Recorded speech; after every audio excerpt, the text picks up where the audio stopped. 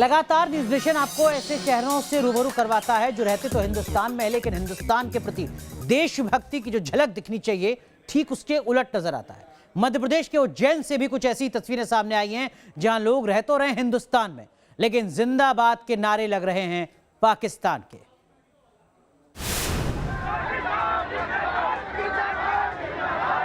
हिंदुस्तान की धरती पर पाकिस्तान जिंदाबाद के नारे लगाने वाले ये गद्दार कौन है? क्या ये वो आस्तीन के सांप हैं जो खाते हिंदुस्तान का है लेकिन गाते पाकिस्तान का है? इस वीडियो में साफ साफ सुनाई दे रहा है कि भीड़ में पाकिस्तान जिंदाबाद के नारे लग रहे हैं। ये तस्वीरें मध्य प्रदेश के उज्जैन में मुहर्रम जुलूस के दौरान की है।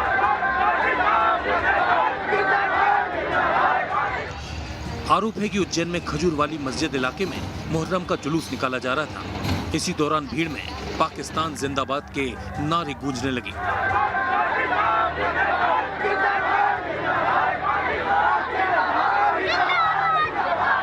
जैसे ही ये वीडियो सामने आया तो हड़कंप मच गया। आनन फानन में पुलिस ने भी वीडियो के आधार पर एक्शन लिया और इस मामले में पुलिस ने 10 लोगों के खिलाफ देशद्रोह की धारा में केस दर्ज कर लिया है और साथ ही 4 आरोपियों को गिरफ्तार भी किया गया है। हमने उस घटनाक्रम के पूरे वीडियो फुटेजेस निकाले हैं। उस वीडियो फुटेजेस के आधार पे हमने अभी प्राथमिक तौर पे 10 लोगों को आइडेंटिफाई किया है। उनमें से उनके खिलाफ राष्ट्रद्रोह और बाकी रिलेवेंट आईपीसी सेक्शन में कायमी की गई है और उसमें से 4 लोगों को हमने अभी गिरफ्तार कर लिया है। हमारा इन्वेस्टिगेशन ऑन है। सीएम शिवराज सिंह चौहान ने भी ऐसे लोगों से सख्ती से निपटने की बात कही है। मैं केवल इतना कहना चाहता हूँ, उज्जैन में जो घटना हुई है, हमने सख्त स्टैंड लिया है। लोग गिरफ्तार किए गए। तालिबानी मानसिकता किसी भी कीमत पर बर्दाश्त नहीं की जाएगी। इस घटना के बाद इलाके में पुलिस बल बढ़ा दिया गया है ताकि शहर का माहौल खराब न हो। Team news nation. और अब बात उन चेहरों की जो हिंदुस्तान में रहकर तालिबान के समर्थन में अपनी बात कहते नजर आ रहे हैं। कल हमने आपको मुनव्वर राणा और शफीकुर रहमान बर्क के बयान दिखाए थे। अब उसी कतार में कुछ और नाम जुड़ चुके हैं। अज़दुद्दीन ओवैसी और शफीकुर रहमान बर्क के बेटे भी कुछ उसी तरीके का राग अलाप रहे हैं जैसे मुनव्वर राणा।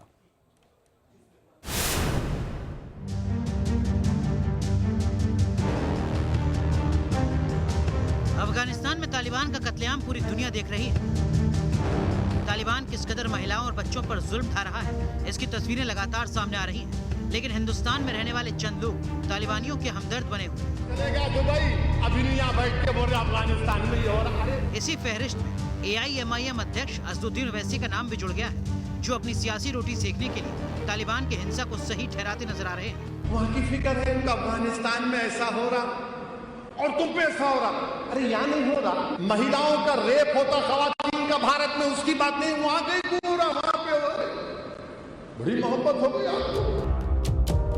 ओवैसी के अलावा समाजवादी पार्टी के सांसद शफीकुर रहमान के बेटे ममलूकुर रहमान भी तालिबान का राग अलाप रहे हैं। तो इसमें मैं समझता हूँ तालिबान की कोई गलती नहीं है और इसमें जो है हमारे देश का जहाँ तक ताल्लुक है वो तालिबान जो है हमारे देश के साथ है। हमारे देश के बारे में उन्होंने कुछ नहीं कहा, उसके खिलाफ कभी नहीं बोले, तो इसलिए हम जो हैं तालिबान को मुबारकबाद देते हैं।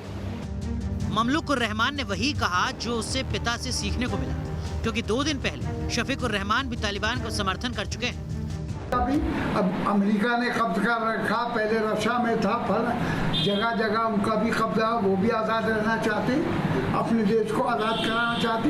ये तो उनका पर्सनल मामला है, तो बहरहाल वो अपने देश को खुद चलाना चाहते। तालिबान की इतनी क्रूरता और कत्लेआम देखकर भी इनके दिल में तालिबान के प्रति प्रेम है। सोचिए इनकी ये सोच इंसानियत के लिए कितना बड़ा खतरा है। ऐसे लोगों के खिलाफ देश में आवाजें उठने लगी हैं। अखिल भारतीय अखाड़ा परिषद ने ऐसे लोगों पर कार्रवाई की मांग की है। जो भी ऐसे मुस्लिम धर्मगुरु हैं उन्हें कठोर से कठोर दंड देना चाहिए ताकि दूसरा कोई मुस्लिम धर्मगुरु आगे चल करके देशद्रोह का काम न करे। तालिबानी आतंक से अफगानिस्तान की धरती थर्रा रही है। वहाँ की आवाम मुल्क छोड़कर भाग रही है। अफगानी महिलाएं चीख चीख कर तालिबानी अत्याचार बयां कर रही हैं, लेकिन हमारे यहाँ कुछ लोग तालिबान के इसी क्रूर चेहरे को सही ठहरा रहे हैं, जो बताने के लिए काफी है कि इन लोगों की सोच किस कदर इंसानियत की दुश्मन है। Team news nation. प्रधानमंत्री नरेंद्र मोदी ने तालिबान का नाम लिए बिना आतंक को कड़ा संदेश दिया। सोमनाथ के बहाने पीएम मोदी ने कहा कि आस्था को आतंक से कुचला नहीं जा सकता।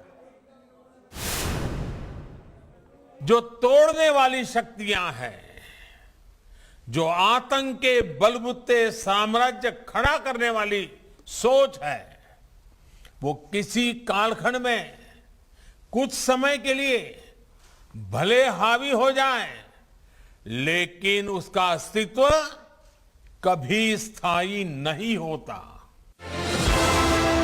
प्रधानमंत्री नरेंद्र मोदी का ये संदेश है उन आतंकी ताकतों के लिए जो बम और बंदूक के दम पर आतंक का राज कायम करने में लगे हैं। प्रधानमंत्री ने तालिबान का नाम नहीं लिया, लेकिन हिंदुस्तान की धरती से ये मैसेज जरूर दे दिया कि दुनिया आतंक के आगे झुकने वाली नहीं है। वो ज्यादा दिनों तक मानवता को दबाकर नहीं रख सकती। ये बात जितनी तब सही थी जब कुछ आतताई सोमनाथ को गिरा रहे थे, उतनी ही सही आज भी है जब विश्व ऐसी विचारधाराओं से आशंकित है। ये संदेश प्रधानमंत्री मोदी ने उसी सोमनाथ मंदिर के एक कार्यक्रम में दिया जिस मंदिर पर कई बार हमला हुआ, कई बार मूर्तियों को तोड़ दिया गया, लेकिन आज भी सोमनाथ का मंदिर अडिग है। यहाँ विराजमान भगवान सोमनाथ में लोगों की आस्था अटूट है। इस मंदिर को सैकड़ों सालों के इतिहास में कितनी ही बार तोड़ा गया, यहां की मूर्तियों को खंडित किया गया, इसका अस्तित्व मिटाने की हर कोशिश की गई, लेकिन इसे जितने भी बार गिराया गया वे उतनी ही बार उठ खड़ा हुआ। इसलिए भगवान सोमनाथ मंदिर आज भारत ही नहीं पूरे विश्व के लिए एक विश्वास है और एक आश्वासन भी है। आतंक को लेकर भारत की जीरो टॉलरेंस पॉलिसी रही है, चाहे कश्मीर में आतंकवाद हो या फिर अफगानिस्तान में तालिबान की दहशत। भारत हर मोर्चे पर आतंक के खिलाफ हमेशा खड़ा रहेगा। Team news nation. केंद्रीय मंत्री भूपेंद्र यादव की जन आशीर्वाद यात्रा का काफिला अजमेर पहुंच चुका है। आज राजस्थान में भूपेंद्र यादव की जन आशीर्वाद यात्रा का दूसरा दिन है। मोदी सरकार के कामकाज को जन जन तक पहुंचाने के लिए आज उन्होंने जयपुर और अजमेर जिले में जनसभाएं की, साथ ही राजस्थान की अशोक गहलोत सरकार को निशाने पर लिया। भारत माता की, भारत माता की। केंद्रीय मंत्री भूपेंद्र यादव की जन आशीर्वाद यात्रा का राजस्थान में आज दूसरा दिन। भारत माता की। उनका काफिला जहां जहां पहुंच रहा है वहां उन्हें जनता का भरपूर समर्थन मिल रहा है। कार्यकर्ताओं के साथ साथ स्थानीय विधायक और सांसद भी उनकी यात्रा में शामिल हो रहे हैं। भूपेंद्र यादव ने जयपुर जिले के दूदू में रैली की और इस मौके पर मंच से हुंकार भरी कि राजस्थान के अशोक गहलोत सरकार को उखाड़ फेंकेगी। भारतीय जनता पार्टी की सरकार केंद्र के प्रधानमंत्री नरेंद्र मोदी जी के आत्मनिर्भर भारत के सपने को पूरा करेगी और इसलिए हम सब लोग संकल्प लें कि आने वाले समय में इस जो राजस्थान की प्रदेश सरकार है, इसकी जो सही स्थिति है वो जनता जो समझ रही है, उनकी भावनाओं को पूरा करने के लिए संकल्प लें और भारतीय जनता पार्टी के कमल का निशान राजस्थान में खिलाने का संकल्प लें। जयपुर के बाद जन आशीर्वाद यात्रा का अगला पड़ाव अजमेर रहा। अजमेर के किशनगढ़ में भूपेंद्र यादव का जोरदार स्वागत किया गया तो भूपेंद्र यादव ने कहा कि अजमेर से मेरा विशेष रिश्ता है। राजस्थान की स्वराज संकल्प यात्रा के बाद झारखंड, बिहार, उत्तर प्रदेश, महाराष्ट्र, गुजरात, कर्नाटक, भारत के अलग अलग प्रांतों में अलग अलग जिम्मेदारियों के साथ काम करता रहा। लेकिन एक सुखद संयोग ये बना कि जन आशीर्वाद यात्रा के माध्यम से जब मैं अजमेर पहुंचा तो मुझे वास्तव में एक ऐसा महसूस हुआ कि जैसे कोई अपने परिवार में पहुंच के एक भावनात्मक सम्मान जो पाता है, वो सम्मान आप सबने दिया है। मैं अपनी तरफ से आपको प्रणाम करता हूँ, मैं वंदन करता हूँ। दरअसल भूपेंद्र यादव अजमेर के ही रहने वाले हैं। उनकी जन आशीर्वाद यात्रा का आखिरी पड़ाव भी अजमेर ही है। कल उनकी जन आशीर्वाद यात्रा का आखिरी दिन। News nation. यूपी में आगामी विधानसभा चुनाव के मद्देनजर भारतीय जनता पार्टी का चुनावी मास्टर प्लान पूरी तरीके से तैयार है। अब से लेकर चुनाव तक यानी अगले तकरीबन 6 महीने में बीजेपी कौन कौन से बड़े कार्यक्रम करने वाली है, कौन कौन से अभियान चलाने वाली है, इसका खाका बीजेपी तैयार कर चुकी है। तो आपको बताते हैं बीजेपी का चुनावी मास्टर प्लान है क्या।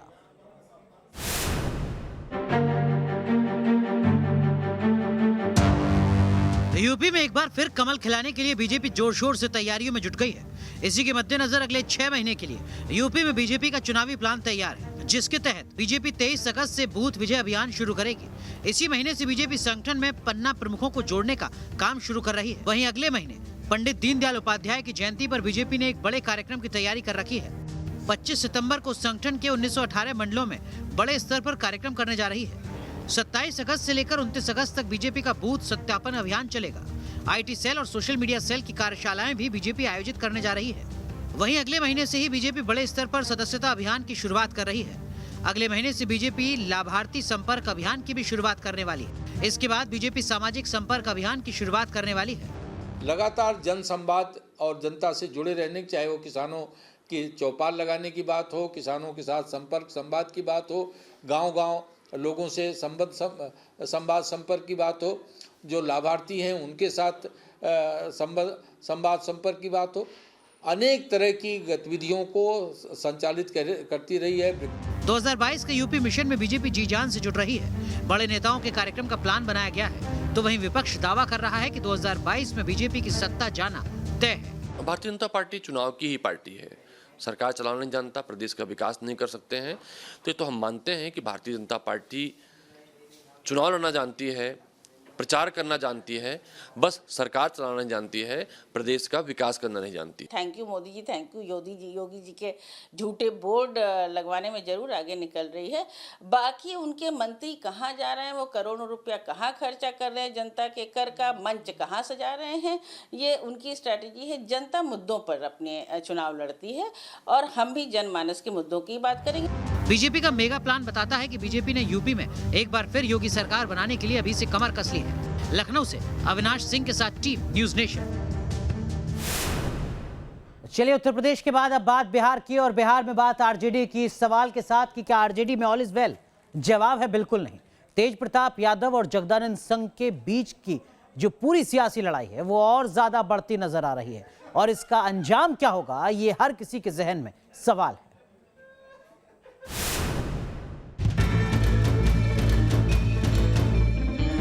तो हुई तेज प्रताप यादव, आप जाकर के पिताजी से पूछिए कि तेज प्रताप यादव कौन है। सारी चीजों के अभिरक्षक के पद पर बैठा है, उसका एक ही काम है कि कोई लक्ष्मण रेखा पार न करे। ये बिहार में लालू फैमिली के सियासी ड्रामे की वो तस्वीर है जो इन दिनों हर तरफ छाई हुई है। लालू के लाल तेज प्रताप तिलमिलाए हुए, वजह प्रदेश अध्यक्ष जगदानंद सिंह के साथ चल रहा कोल्ड वॉर अब हॉट वॉर में बदल गया है। जगदानंद ने आरजेडी की स्टूडेंट यूनिट के अध्यक्ष को हटा के दिया, तेज प्रताप तिलमिला गए। ऐलान ये कि अब जगदानंद को जाना ही होगा। पिताजी आपको बनाए हैं कुर्सी पे, तो पिताजी आपको कुर्सी से हटा भी सकते हैं, तो इसलिए इतना घमंड में नहीं रहे लोग। कुर्सी किसी की नहीं है। इतना ही नहीं, तेज प्रताप ने एक के बाद एक कई आरोप लगाए, कहा परिवार तोड़ने की साजिश चल रही है, लेकिन वो कामयाब नहीं होने देंगे। पार्टी को पिताजी ने सींचा और अभी भी सींच रहे हैं, ऐसी बात नहीं है। लेकिन जिस तरीके से इन लोगों ने संगठन को तोड़ने का काम किया है, ये सब बाहरी विरोधी लोग लगे हुए हैं कि संगठन को तोड़ा जाए। इस बीच जगदानंद ने भी मोर्चा खोला हुआ है। कर्तव्य और दायित्व दोनों आपकी पुस्तकों में आपको है, पढ़ो, ट्रेडिशन है उसको जानो, और अपने को उसी मर्यादा के भीतर रखो, क्योंकि व्यक्ति अपनी मर्यादा का स्वयं रक्षक होता है। और जो सारी चीज़ों के अभिरक्षक के पद पर बैठा है, उसका एक ही काम है कि कोई लक्ष्मण रेखा पार न करे। यानी दोनों तरफ के तेवरों से साफ है कि ये बवाल अभी थमने वाला नहीं है। इन सब के पीछे खबर ये भी है कि तेज प्रताप के छोटे भैया तेजस्वी भी बड़े भाई से नाराज है, क्योंकि तेजस्वी के नेतृत्व में पार्टी बिहार में अपनी जड़ें जमाने की कोशिशों में है, लेकिन तेज प्रताप का बागी तेवर पार्टी को कमजोर करने जैसा है। Rajneesh Sinha, News Nation, Patna. चलिए इस वक्त की एक बड़ी खबर आपको बता दें। कोरोना के खिलाफ लड़ाई के बीच अच्छी खबर सामने आ रही है। जायडस कैडिला की वैक्सीन को मंजूरी मिल चुकी है। जायडस कैडिला को आपात इस्तेमाल की मंजूरी मिली है, यानी कुल मिलाकर आने वाले वक्त में जो वैक्सीनेशन की रफ्तार है वो और ज्यादा तेज होती नजर आएगी। इस वक्त की बड़ी खबर, जायडस कैडिला को आपात इस्तेमाल की मंजूरी दी गई है, कोरोना के खिलाफ वैक्सीनेशन की रफ्तार को तेज करने के मद्देनजर। एक छोटा सा ब्रेक यहां पर ले रहे हैं, लेकिन उससे पहले बात देश की बहस की, जिसके लिए आज जो मुद्दा आपने चुना है वो मुद्दा है कि आतंकवाद पर भारत की बात सुनेगी दुनिया।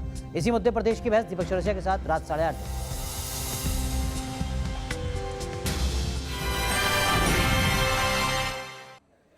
बिहार के साथ साथ उत्तर प्रदेश और मध्य प्रदेश में भी बाढ़ का कोहराम जारी है। गंगा उफान पर है। बाढ़ के पानी में 5000 एकड़ के केले की फसल भी बर्बाद हो चुकी है, जिससे किसान हताश और परेशान है।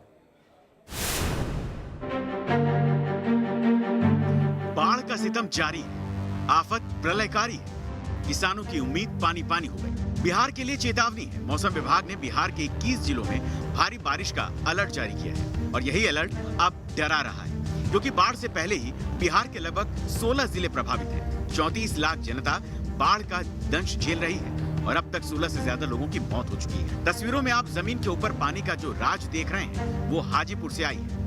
पानी की बाढ़ वाली त्रासदी में केले की तकरीबन 5000 एकड़ की फसल बर्बाद हो गई। बाढ़ के पानी के कारण केले के बागीचे खत्म हो गए। जमीन का कटाव जारी है। बाढ़ के पानी में केले के पेड़ गल गए। खत्म है, कुछ नहीं बच रहा है। बाढ़ से घर में पानी है कि खाना बनाने तक उपाय नहीं है। रोष में है राप्ती। हाल उत्तर प्रदेश के भी अच्छे नहीं है। सिद्धार्थ नगर में राप्ती लाल निगाहें दिखा रही है। बाढ़ का पानी कई सड़कों पर चढ़ने के साथ स्कूल कॉलेज में भर गया। कई गांव बाढ़ के पानी से घिरे हुए हैं। प्रशासन की ओर से राहत और बचाव का काम अब तक शुरू नहीं किया गया। तटवर्ती गांवों में ग्रामीणों में दहशत का माहौल है। 51 गांव में अभी बाढ़ आई हुई है। बाढ़ चौकियां क्रियाशील हैं, अवस्थापनाएं वहाँ संतृप्त की गई हैं। लोगों से लगातार संवाद स्थापित किया जा रहा है। ग्राम स्तरीय अधिकारी कर्मचारीगण वहाँ पे उपस्थित हैं। लगातार जिला स्तरीय अधिकारीगण भ्रमणशील हैं। नावें लगा दी गई हैं। राहत राशन सामग्री किट्स वितरण किए जा रहे हैं। रायसेन में रेड अलर्ट। मध्य प्रदेश में भी मौसम विभाग ने 47 जिलों में भारी बारिश की संभावना जताई है। सभी जिलों में 24 घंटे में 1 से 4 इंच की बारिश का अनुमान। रायसेन सहित 11 जिलों में रेड अलर्ट जारी कर दिया गया है, लेकिन इस अलर्ट से पहले ही रायसेन में हालात जोखिम भरे। रायसेन के इस पुल पर पानी ऊपर से बह रहा है और लोग जान हथेली पर लेकर इसे पार करने को मजबूर हैं। बाढ़ के सैलाब से आधा हिंदुस्तान हलकान है। ऐसे में अब नजर आसमान पर है और दुआ यही हो रही है कि ऐसे मत बरसो बदरा। Team news nation. चलिए लाख टके की बात में आज के लिए बस इतना है, लेकिन अफगानिस्तान में खूबसूरत चेहरों पर कैसे लगा तालिबानी पहरा, देखिए रात 8 बजे खबर कट टू कट स्पेशल में पिनाज त्यागी के साथ।